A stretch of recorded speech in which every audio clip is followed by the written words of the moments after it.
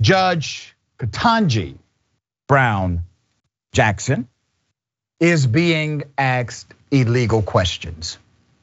But before it got to the illegal questions, which I'm going to show you in a minute, her confirmation process has been riddled with racist tropes. Let's go to Senator Ted Cruz asking her about critical race theory, which has nothing to do with her job nor her judicial critical philosophy. Race theory is it is an academic theory that is about the ways in which race interacts with various institutions. It doesn't come up in my work as a judge. It's never something that I've studied or relied on, and it wouldn't be something that I would rely on if I was on the Supreme Court. They are grasping at straws. So Ted Cruz just throws in critical race theory, children's books, black people, white people are racist, right? They're freestyling, they're making stuff up. They do not have any actual ammunition. Remember, these are the same people who voted to confirm Justice Kavanaugh. Remember when Tucker Carlson said this? So it might be time for Joe Biden to let us know what Ketanji Brown Jackson's LSAT score was. What the hell did she do in the LSATs?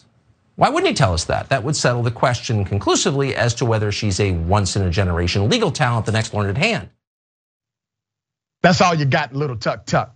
That's it.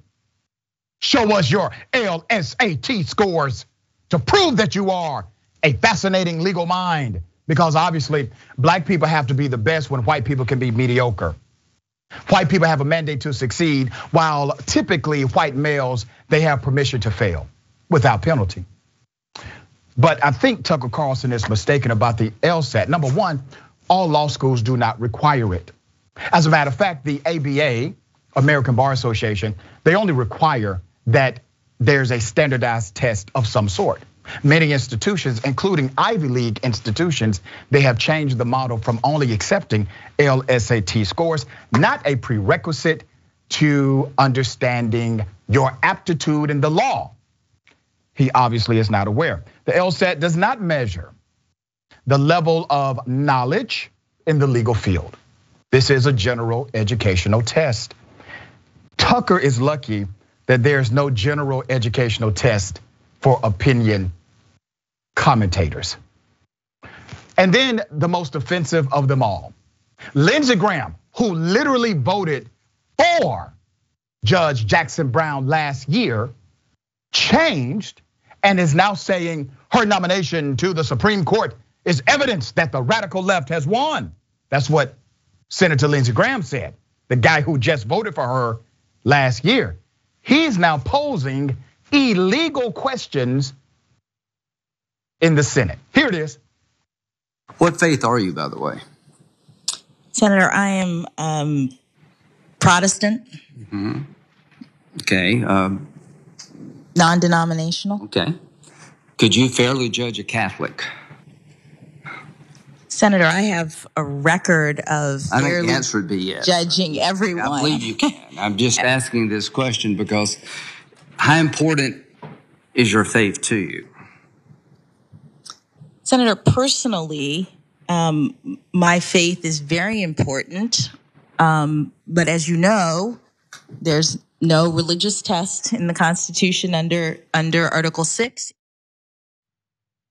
What kind of Dr. Seuss ass questions are those? Once again, he's freestyling. Tell us about your religion. Can you fairly judge a Catholic? What?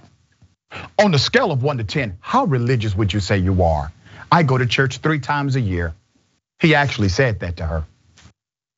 Once again, let me bring you to the US Constitution. The Constitution says, Article 6, Clause 3, no religious test shall be ever required as a qualification to any office or public trust under the United States. Wow. So here's what it is. Well, they cannot attack the first black woman to be nominated to the US Supreme Court when they cannot attack her on legitimate issues of judicial conduct, constitutional interpretation, and career as a judge. They go to racial tropes. They say things like, well, to prove you're smart, we must see test scores. She has a plethora of accomplishment and academic accomplishment across her journey. That's not good enough. Okay, Jackson, what are your thoughts on this?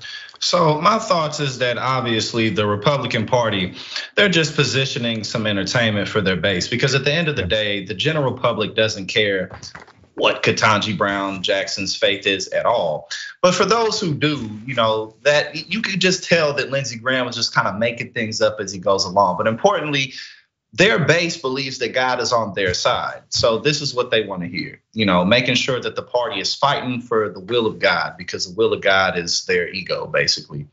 And then also at the end of the day, the Republican Party, under Trump's administration, they got 3 people on that bench. One, Brett Kavanaugh, who you mentioned, who had all the controversy surrounding his name and brand. And then Amy Coney Barrett, who basically was just swept and rushed into office before he got out. I mean, nobody even really got to see anything from her, let alone how Merrick Garland was blocked from his hearings. I mean, we know how this game goes. But at the end of the day, they don't really have anything to be complaining about, and they know it. This is just, again, what their base wants to see.